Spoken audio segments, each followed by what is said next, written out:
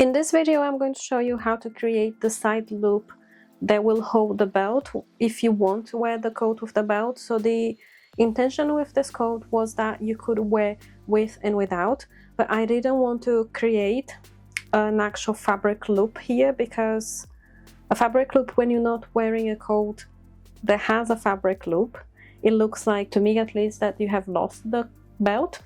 So I want to leave this option of wearing with or without, and the chain stitch loop is more discreet when you're not wearing.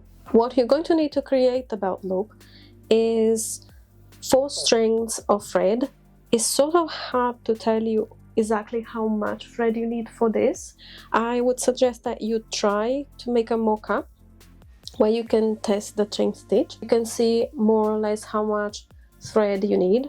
I would say that I have here 1/2 meter of thread, but I have 4 lengths altogether, so I probably have 2 meters in total. To create the belt loops, we are going to create them just below the gusset area. Unfortunately, you cannot make it any higher. You can try if you want to, but the bottom point of the gusset is where we're going to start. The belt itself measures 5 centimeters. I like to do my chain stitch, I like to mark where it's going to begin and where it's going to end, and I will do it at 6 centimeters because I'm anyway adding a little bit of slack to my chain stitch. As always, I'm going to be using a thimble.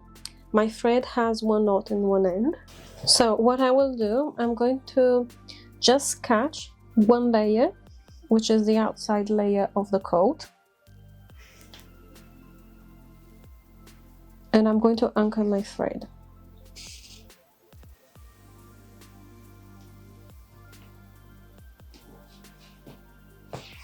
I have 1 loop, so I'm going through this loop, and I need to create another loop.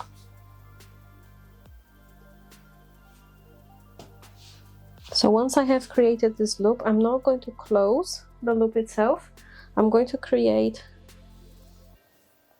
hold the loop, and with my middle finger, I'm pulling the thread that's standing next to it, and I'm pulling all the way down. So I just again form this loop, and with my middle finger, I'm pulling the thread through the loop. And this is the movement you're going to be doing to create the chain stitch.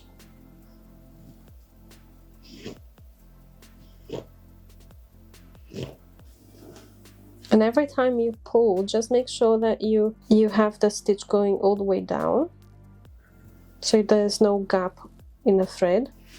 Okay, so I'm just going to double check that the length of my thread, I basically have 5 centimeters already of thread, but I need at least 1 more as a slack.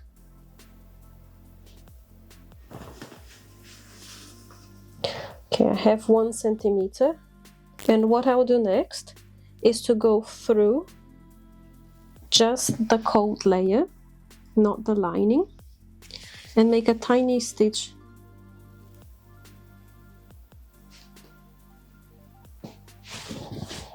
I'm holding the loop, so I don't want this loop to close, and I want my stitch to just get as close as possible to the coat layer. And I'm going with my needle through the loop, and I'm pulling it. So I'm closing the loop. I will do a couple of stitches on the same spot, just to make sure that my stitch is secured. So I'm going through the loop again and pulling, and I'm sewing through the chain stitch, pull it again, and with the remaining of my thread, I'm going to insert through the layer of the coat and the layer of lining, and hiding the end of my thread. I'm just going to pull my thread a little and chop it. And this is how you create the loop for the belt. Now what we have to make sure is that the belt itself does go through it, because it can't be tight. So it definitely does. which is a very good sign, and you can repeat on the other side of the side seam.